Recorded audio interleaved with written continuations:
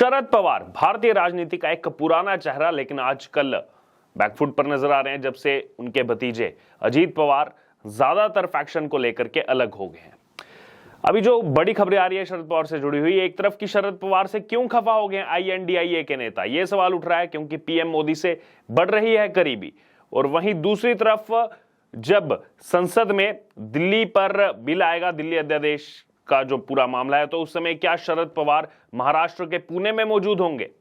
ये बड़े सवाल इस समय उठ रहे हैं। आइए आपको विस्तार पूर्वक दोनों खबरों के बारे में बताते हैं। सबसे पहले बात कर ली जाए, संसद का मानसून सत्र चल रहा है और इस आने वाले हफ्ते में दिल्ली अध्यादेश जो है, जो दिल्ली को लेकर के ट्रांसफर पोस्टिंग का मामला है, वो अध्यादेश वो जो है यहां पर लाया जाएगा बिल के नाते। लेकिन जब संसद में दिल्ली पर बिल आएगा तो क्या उस समय शरद पवार पुणे में मौजूद होंगे? ये बड़ा सवाल उठ रहा है क्योंकि इस कार्यक्रम की अगर डेट की बात करें 1 अगस्त को, और उसी दौरान यहां पर दिल्ली अध्यादेश का मुद्दा जो है वो संसद में उठने वाला है, जो नो कॉन्फिडेंस मोशन लाया गया है वो उठने वाला है। और इस दौरान यहां पर शरद पवार जो हैं वो मौजूद नहीं रहेंगे। राज्यसभा सदस्य हैं शरद पवार, तो वैसे ही एक वोट कम हो गया था। संजय सिंह जब निलंबित हुए, वोटिंग प्रक्रिया में हिस्सा नहीं ले पाएंगे, निलंबित है। अब शरद पवार जो हैं वो भी उस दौरान महाराष्ट्र के पुणे में मौजूद होंगे। कुछ दिन पहले अरविंद केजरीवाल शरद पवार से मिले भी थे जब एनसीपी के 2 फैक्शन नहीं बने थे। तो यहां पर बड़ा झटका जो है वो अरविंद केजरीवाल, आम आदमी पार्टी के साथ साथ तमाम इन विपक्षी दलों को लग रहा है, क्योंकि आप ये बार बार सबको कह तो रहे हैं आइए रोकेंगे संसद में, लेकिन संसद में उस दौरान जो है आपके वरिष्ठ नेता ही मौजूद नहीं होंगे। तो किस प्रकार से आप रोकेंगे? वैसे भी जो यहां पर नंबर फॉर्मूला है वो नंबर एनडीए गेन कर चुका है, जो उसको नंबर चाहिए कोई भी बिल पारित करवाने के लिए, जब वाईएसआर कांग्रेस पार्टी समर्थन में आ गई है, क्योंकि 9 राज्यसभा उनके सांसद हैं जो अब सीधे तौर पर एनडीए के साथ जो हैं इन बिलों पर समर्थन देंगे। दिल्ली अध्यादेश को लेकर उन्होंने कह दिया कि हम सरकार के साथ हैं, नो कॉन्फिडेंस मोशन पर भी कह दिया हम सरकार के साथ हैं, उसके विरोध में वोट डालेंगे। दरअसल पुणे में प्रधानमंत्री नरेंद्र मोदी के साथ मंच साझा करने जा रहे हैं शरद पवार, और इससे जो है Indian national developmental inclusive alliance यानी कि आईएनडीआईए ब्लॉक के नेता जो हैं वो नाराज हो गए हैं। और सूत्रों के मुताबिक ये दावा किया गया है कि ऐसे सुझाव आए हैं कि कांग्रेस अध्यक्ष मल्लिकार्जुन खड़गे एनसीपी नेता से, जो ये शरद पवार का एनसीपी फैक्शन है, इनसे बात कर सकते हैं शरद पवार से, और उनसे समारोह में शामिल नहीं होने का अनुरोध कर सकते हैं।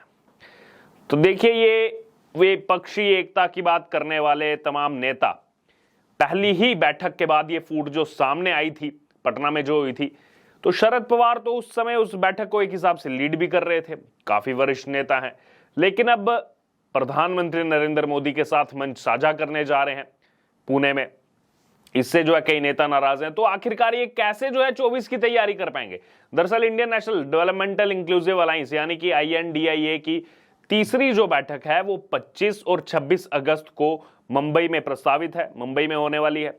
लेकिन उससे पहले ये जो एनसीपी का खेमा है शरद पवार का, इनके जो लीडर हैं शरद पवार, वो 1 अगस्त को पुणे में प्रधानमंत्री नरेंद्र मोदी के साथ मंच शेयर करने वाले हैं। इस पर गठबंधन के नेता जिस प्रकार से चिंता भी जाहिर कर रहे हैं, क्योंकि पार्टी के एक सूत्र के मुताबिक ये कहा गया है कि शुक्रवार को आईएनडीआईए ब्लॉक के फ्लोर लीडर्स की बैठक के दौरान ही कुछ सदस्यों ने उस समारोह में पवार के मुख्य अतिथि होने पर चिंता जताई है, जिसमें प्रधानमंत्री नरेंद्र मोदी को पुणे में लोकमान्य तिलक राष्ट्रीय पुरस्कार से सम्मानित किया जाना है। यह तय हुआ है और इसका आयोजन जो है वो लोकमान्य तिलक स्मारक मंदिर ट्रस्ट द्वारा किया जा रहा है। मजे की बात यह है कि शरद पवार इस समारोह में मुख्य अतिथि होंगे, यानी कि शरद पवार ही ये पुरस्कार प्रधानमंत्री नरेंद्र मोदी को देंगे।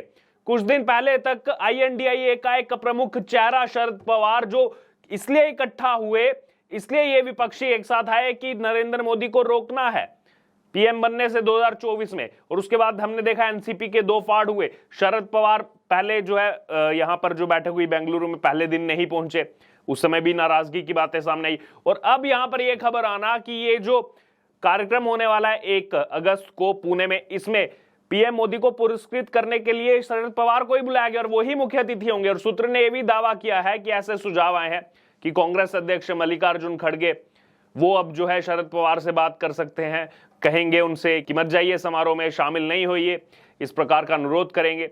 INDIA ब्लॉक के कुछ नेताओं को लगा कि जब समान विचारधारा वाले विपक्षी दल, वैसे तो समान विचारधारा है नहीं, ये विपक्षी दल 2024 के लोकसभा चुनाव में भारतीय जनता पार्टी से मुकाबला करने के लिए एक साथ आ रहे हैं, तो प्रधानमंत्री के साथ शरद पवार का मंच साझा करना, इससे बुरा प्रभाव पड़ेगा। पहली बात तो ये विचारधारा इनकी सेम है नहीं जो ये कह रहे हैं, क्योंकि पंजाब में क्या हो रहा है, कांग्रेस आम आदमी पार्टी के बीच में जो यहाँ पर उतार चढ़ाव है वो सब जानते हैं। पश्चिम बंगाल में कांग्रेस और TMC के बीच में क्या है वो भी सब जानते हैं। इस बीच अब यहाँ पर ये लगातार कहने वाले कि हम रोकेंगे, 300 सीटें लाएंगे। अरे जो आपके साथ के नेता हैं उनको तो रोक लीजिए पहले। प्रफुल्ल पटेल उस बैठक में उन्होंने कहा कि देखिए क्या हो रहा है, यहाँ पर केवल फोटो सेशन हो रहा है, इसीलिए तो हट गए। वो एक मुख्य कारण रहा NCP के दो फाड़ होने का, और आधी से ज्यादा NCP BJP में के साथ शामिल हो गई NDA में। वहीं दरअसल अगर बात की जाए जो ये मंच साझा होने वाला है, इससे क्यास लगाए जा रहे हैं कि इससे छवि को नुकसान पहुंचेगा विपक्षी गठबंधन की, और इससे लोगों के बीच में एक गलत संदेश भी जाएगा।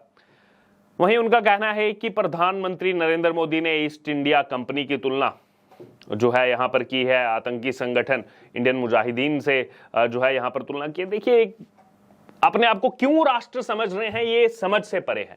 आप राष्ट्र नहीं है, आप INDIA एक आपने अलायंस बनाया है, तो इससे आप राष्ट्र नहीं होगे, आप राष्ट्र से बढ़कर नहीं होगे। अगर ज्यादातर जनता आपको प्यार करती तो आज आप सत्ता में बैठे होते।